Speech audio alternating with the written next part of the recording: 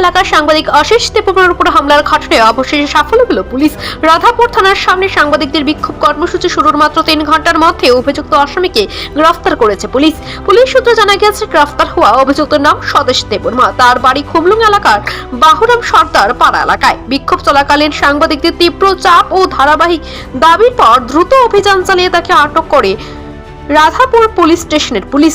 উল্লেখ্য, গত 7 তারিখ শনিবার রাতে বাড়ি ফেরার পথে সাংবাদিক আশিস দেববর্মার উপর হামলার ঘটনা ঘটে। ঘটনার পর 6 দিন পেরিয়ে গেলেও অভিযুক্তদের গ্রেফতার না হওয়ায় সাংবাদিক মহলে তীব্র ক্ষোভের সৃষ্টি হয়। এরই প্রতিবাদে রাধাপুর থানার সামনে বিক্ষোভ কর্মসূচি নেওয়া হয়।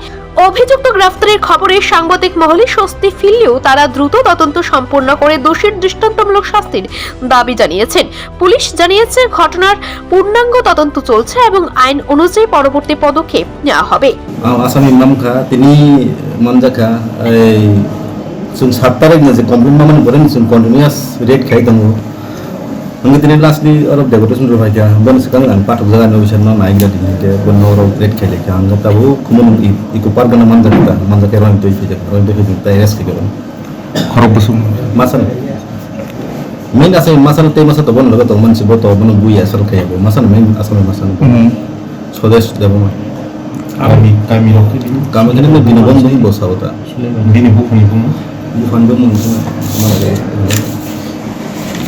Bureau Report, Asian Times.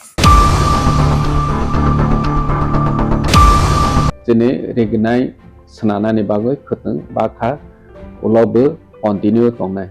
Baik kini jadi health sector jadi limited fund jatuh saimano.